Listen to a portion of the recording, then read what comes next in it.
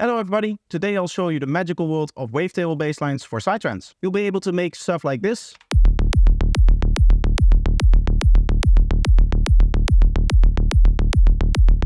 In just a fraction of the time that it would normally take you to make your bassline. So normally for bassline creation, you'll start off with an initialized patch like this, and usually what will happen is that you'll add your filter. You'll find a way to modulate it to make it sound plucky, something like this. And then we assign that to the filter cutoff. Make sure that you set the randomness all the way down over here. And then you can make a volume envelope as well if you want to. Something like this. Set it to envelope mode and 1/16 for your regular kind of bassline. In this case, we're working in a triplet, so we'll actually have to set this to 1/8 triplet here. Same with this one. And then you have your basic patch, something like this. Then what most people do is they'll apply some processing. So a very popular plugin for this is something like Vitamin.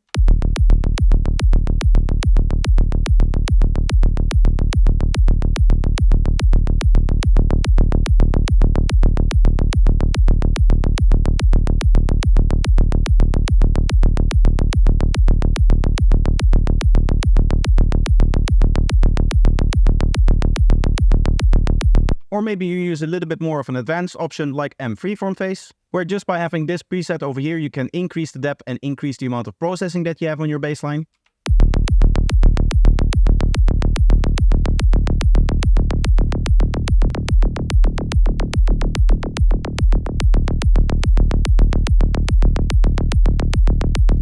So you can hear that we get a more zappy and plucky sound. You can definitely push this too far, this plugin, and also with the normal processing you can go too far with the normal multiband processing that we like to do. But this is the traditional way of making your Psytrance basslines. Now let's say we don't want to do any of this. We don't want to do any of the processing over here. Let's just say that we find this very time consuming, and of course it takes a lot of time to get exactly right as well. So what if there was a process to already capture the processing that we have over here and already kind of capture that in a waveform that we can use right off the start in our bass making process? So then we can just load up that single waveform and then we can start making our bassline from scratch. And we'll just have to end at the end of the serum patch here. We have to do none of this processing over here. So we would be able to delete that. Overall, that would be much, much faster. Now, in order to do that, you could make some wavetables. So for example, what you could do is you could make a saw wave, because all basslines kind of start off with a saw wave. What we'll do is we'll make a saw wave that looks like this. We'll play it at a nice low note over here.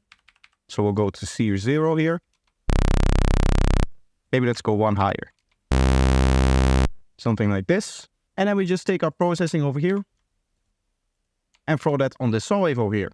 Now in this particular case, what we can even do is if we want to have multiple options, is we can automate the depth over time here. So I'm just going to take the depth from 100 over here, make an automation point and then start at 0. So it's going to start with a depth of 0 and it's just slowly going to rise up over time.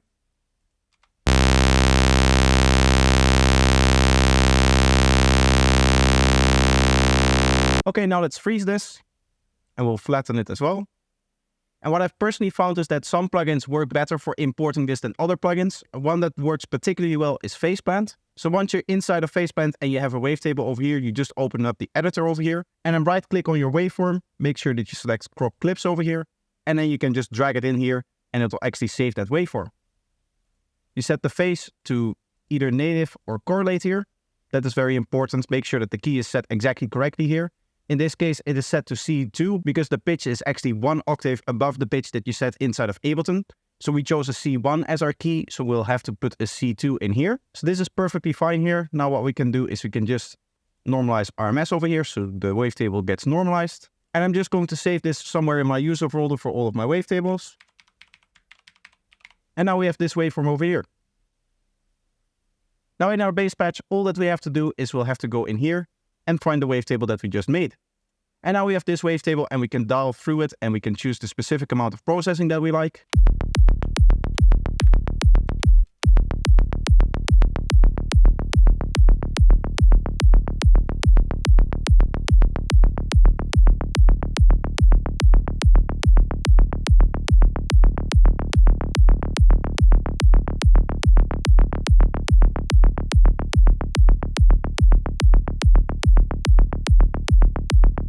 Maybe the bassline needs a little bit of EQing over here. Let's do that. Now this is also a phase shifting process, and later I'll talk about some of the benefits that this wavetable bassline has, and there the question may arise if this is okay to do. For now, let's just say that it's okay, and then later on I'll talk about why it's actually okay.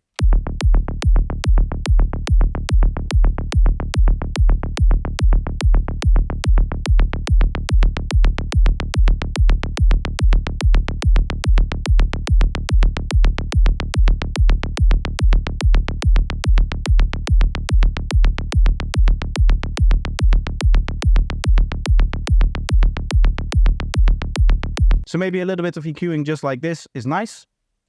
And then maybe you want to do another process, something that is non-phase shifting, like some saturation, for example.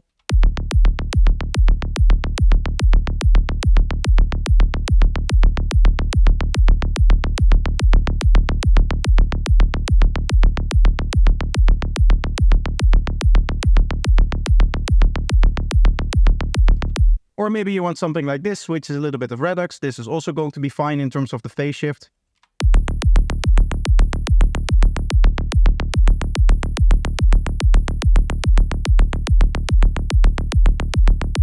And you can hear how quickly we're able to make a bass this way. Now, of course, I'm assuming that you don't want to sit here and make tons upon tons of wavetables. So that is what I've done just for you. So here are all of the wavetables that I made. It may be a little bit hard to see in this screen over here, but there's actually 3,000 of them. I can zoom in a little bit. You can see all of the individual wavetables that I've made. They looked really pretty. But as you can see, there's many of them. And this overall took a long time to make. The way that I had to do this was over here. As you can see, we have this whole big setup over here. Actually, it's much longer than I initially showed. This is the whole setup. And essentially, there's a plugin host in here, which hosts a whole bunch of different M3 phase effects. The effect that we looked at before with the depth knob over here. And they all use different curves. So this is the linear curve over here. Then I have this curve over here. Let me just zoom quickly to the scale here, so that you can see exactly. This is like one bump curve over here. Then we have another one over here, where there's 2 points in here. And then we have another one over here, which is just the other one, but alternating. Again, in here, it actually looks like this. The depth is set way lower than we had initially set them. With the initial patch, we set it all the way down and all the way up.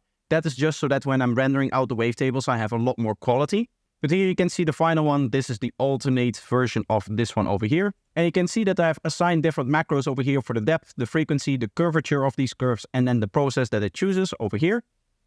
So these are the 5 different processes that you can choose between. And then with different forms of curvature over here that you can see. You can also see how that impacts the waveform over here. We have different frequencies over here.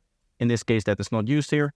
And then we have the depth amount, which is linked to the depth over here. And as you can see here, we have all of the different combinations that I needed for the different wavetables. So I rendered all of this out in 3 different ways. I started off by rendering a normal saw wave through it. Then what I did is I rendered through a saw wave without the fundamental frequency, without the lowest frequency, without the sub-bass of it. That way you also have versions that you can use inside of a bassline that has a separate sub-layer. And then finally, I also rendered it out with the sub-bass not going through the phase shift. So this sub-bass stays static, but it's still summed together inside of the wavetable. So it's a little bit different from the one that we see over here, where we had just a normal saw wave. In this case, the sub-bass would get shifted. In the other case, it doesn't. And what you'll find is that this will have a massive impact on the tonality of your bassline.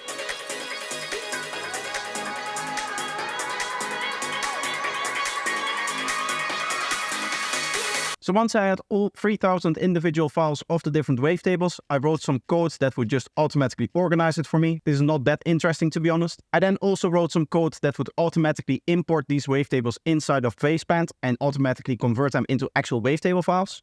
Because the files over here, if you just import this inside of a wavetable synthesizer like Serum, it's not actually a wavetable yet, and it will have to go through the import process. Whereas if you import it with Phaseband and then save it as a wavetable, it will already be a wavetable file and it's much easier to access. So now let's have a look at the process that it takes to create a new bassline. So I'm just going to start with a Serum over here. We're just going to go into the wavetables pack here, and I'm just going to go with a clean sub version here. I'm just selecting a random one, and I'll go with the 7 over here. Every single folder is going to have 8 different wavetables in them. And these are all the same process with just different resolutions. So you can see if I skip through it, that the higher the number, the more intense the processing is. As you can see, the first waveform is barely different. But if you move later and later, you can see that more and more phase shift starts to happen. and the waveform gets more and more like wiggly, which is the standard way of seeing if there's phasing processing applied to a waveform like this. So now we just add our filter over here. We'll use the same LFO trick that we saw before. I'll set this to triplet 1/8 here. I'm just going to duplicate this over so that we can make the volume envelope as well.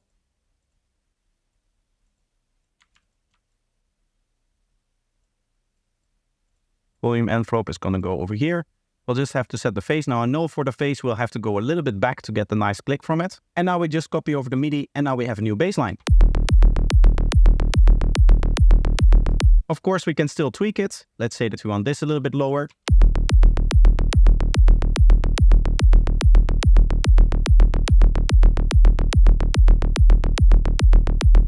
Maybe something like that. Now we can start to fine-tune the processing or even change it if you want to.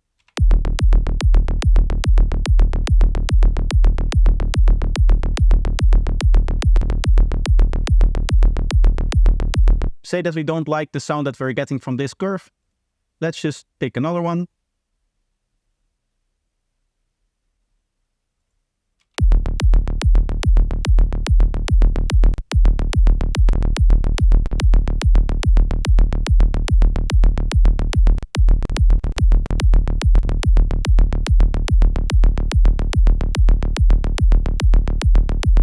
Maybe say that we like something like this. What we can do is we can remember the name that we have over here and then find it inside of the default version. And now you'll get the same processing, but with the sub bass also being phase shifted, so you can hear the difference between those two waveforms.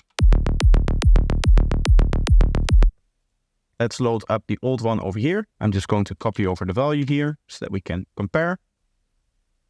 We'll set up the same modulation here as well to make sure that this one works. And now we can compare the two.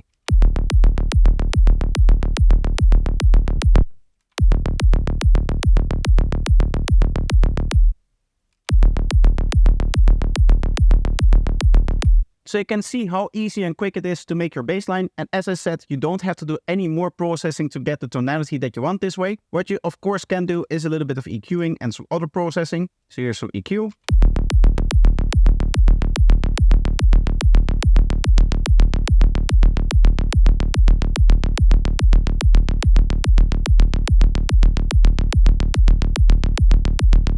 One of the things that I want to show is quickly how little phase shifting this EQ is introducing here.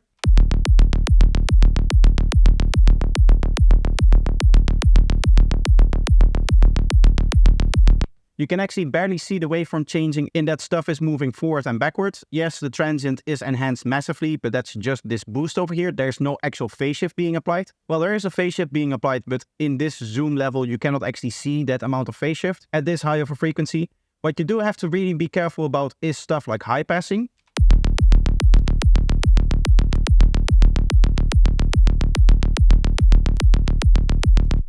You can see if I engage a high pass, it just moves stuff around, and that's not really what you want. You want to keep the integrity of the original waveform. In this particular case, there's no issue yet because it's not actually bleeding into the transient. But let's say that I set this filter a little bit higher in frequency. Let's set it to maybe 30 Hz or something like that.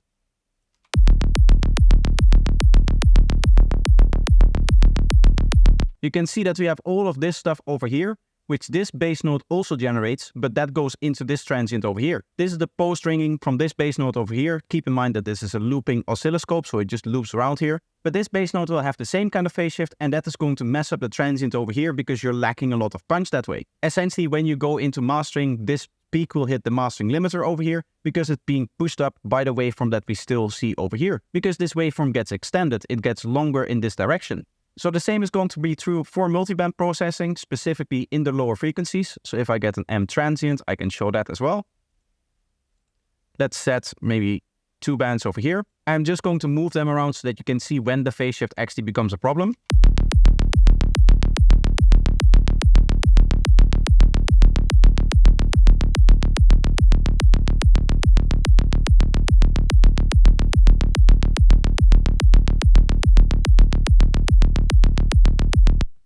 So you can see mainly in the lower frequencies over here. And in this case, we do have very low crossover filters. If I set this to a steeper filter, like 120 dB per octave, for example.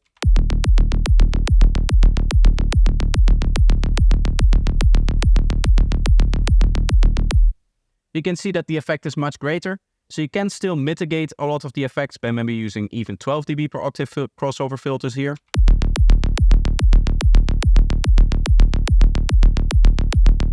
And you can see I can leave this filter even in the mid-range without really causing any issues on this transient over here. And we can just check that by the fact that there's nothing bleeding into here. There will probably be a little bit. If I just boost this up, you can slightly see it going up over here. That is how little phase shift we get from the filter that we have on top of this. So it's not like you can do any processing on it. You just have to be careful with it and always look at the waveform to make sure that what you're doing is actually what you want. And that you're not somehow destroying any of your transients with the way that you're creating your basslines. Now, some of you may have purchased my Psychedelic Essentials Volume 3 for $0 here. This is this pack over here, and it comes with one very specific preset, this Subshifter Auto Sub Control. This is my standard bass patch, and this is also a wavetable bassline. As you can see over here, we're using the Freeform Phase Saw Processing Normalized wavetable. This is actually a wavetable from a different wavetables pack of mine, which is in here in the saw waves. You can see Freeform Phase Saw Processing Normalized. It is using the same waveform in this patch over here, and you can see that this has some phasing as well. But let's say that you don't like the tonality of this particular bass patch. What you can do, since this is sub-separated, the sub-bass will actually be coming from here. So what we can do in here is we can just get a no-sub version of any wavetable bass. Say that we go with this one over here, and we'll put some MIDI on there so that we can hear it.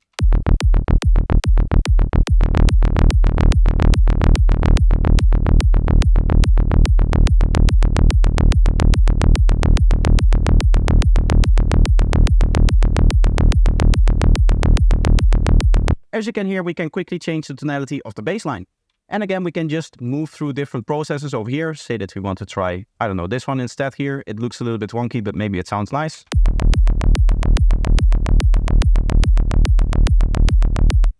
A little bit plasticky, maybe we'll go with the 10K version over here, which looks even weirder. Some of these may not be exactly what you want. Because they're all generative, I couldn't check every single process to see if it actually worked, so I just used all of them. There may be a few combination of settings that I rendered out that aren't actually useful, like the waveform that you see over here. Gets a very strange and very hollow kind of bassline to it. Maybe that's something that you want actually, but for most basslines this is not going to work. So maybe just try a different process over here. Let's try this one.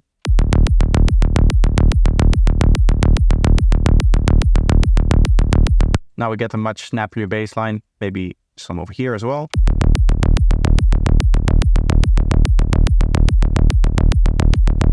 I like to set the phasing range all the way up, because in the initial preset I do actually set a range for the wavetable that I use. But in this one we want to be able to use the full range of the full wavetable.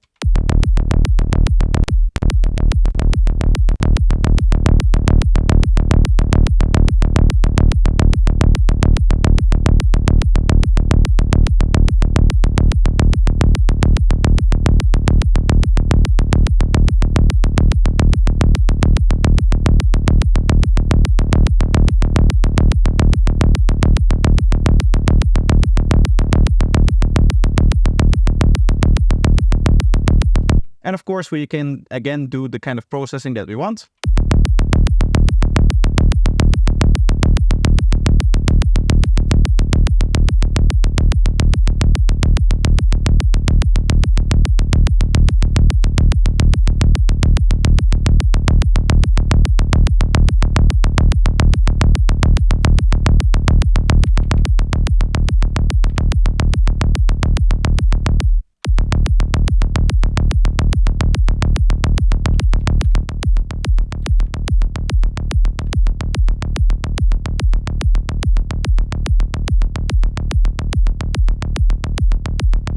And now we have another bassline sound. So as you can hopefully see by now, this wavetable pack is immensely useful for any Psytrance producer. As always, there will be a free demo available with just some of the wavetables so that you can check out just a few of them. And if you like them, you can buy the whole pack. It is going to be available on my Gumroad for just $15. But if you wait a little bit, from the 20th of April, I'll be hosting a sale up until the 5th of May, in which you'll get 30% off of that pack, as well as all of my other products, including my masterclass. So if you're interested in that, make sure that you check out my Gumroad, where you can sign up with your email to get notified when my sale starts. So the final thing that I want to show you is kind of how I've been using it in actual productions of mine.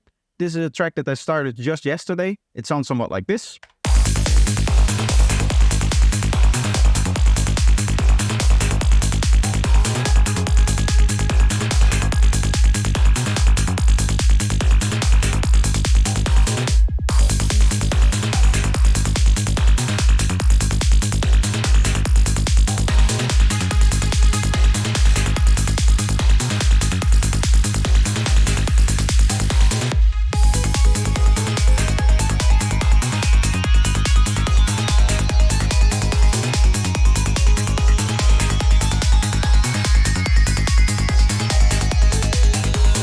As you can probably hear, still a little bit rough, but we're getting somewhere. Just the kick and bass on its own is going to sound like this.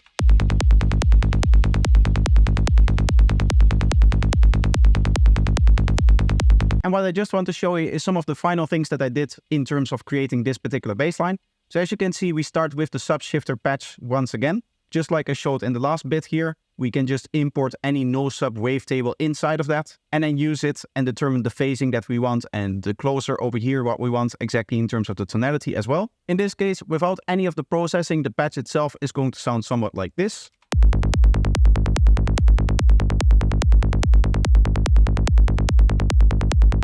So you can already hear that you get that nice rich processed feeling without any of the processing actually engaged over here. In terms of the processing, we have an M stereo spread.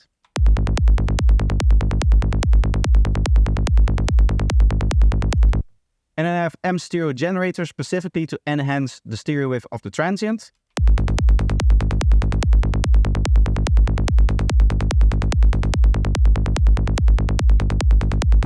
It's kind of like a transient layer that you can put on top of there, but it's neatly generated from the bassline itself. Then I have a little bit of EQing to put that all in place.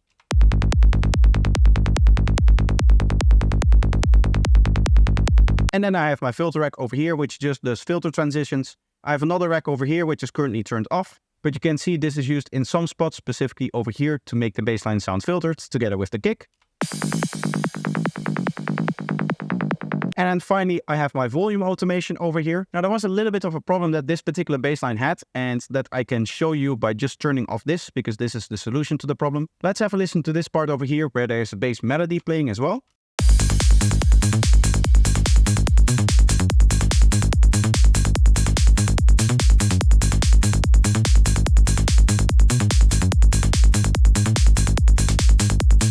Oh, and by the way, because we're using a wavetable bassline, we don't have to resample our bassline, even if we're playing melodies like this. I know for a lot of Psytrance producers that want a clean kick and bass, it is very time consuming to have to resample your bassline every time that you want to make a melody. But as you can tell, if you look inside of Psyscope, the bassline will stay remarkably clean, even while we're playing melodies.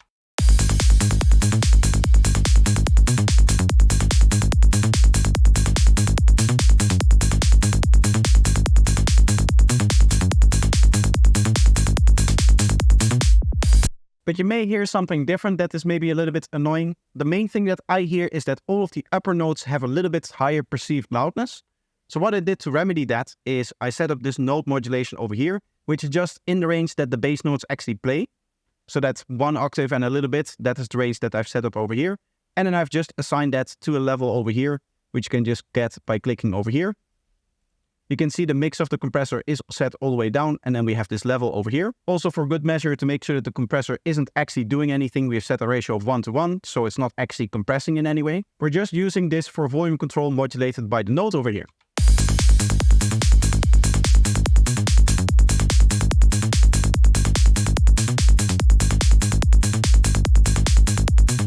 So this is a simple edit that you can do on the sub shifter auto sub control bass patch if you have that. And this will make sure that the bass notes that you play actually stay in the same loudness. Of course, you'll have to manually tweak exactly the amount of modulation and exactly the curve that we have over here, but that's something that you can experiment with. Overall, I hope that the idea is very clean of how this workflow works. If you have both of my products, both the Wavetables pack for the basslines, as well as Psychedelic Essentials Volume 3, you'll be able to just open up your sub shifter bass patch. You can then import the wavetable that you want, or maybe if you want to experiment, you can try to find a new wavetable that you like. Of course, if you have a standard wavetable at that point, I would just save that as a new version of this preset over here. Maybe if you also know the notes that you're going to play, you can also set up this note version in that same preset. But then if you have that loaded up and you have your custom wavetable inside of here, you can just play around with the phasing amount, the closer amount, and the sub tighter amount over here.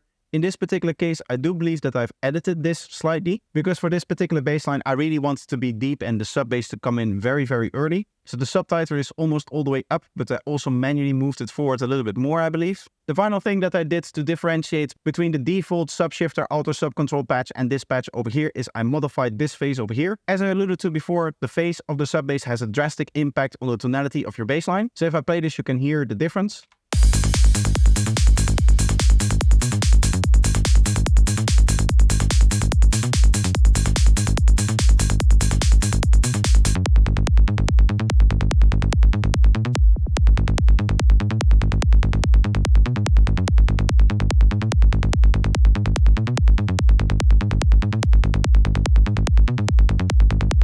course, it doesn't have as big of a difference as moving this phasing knob over here.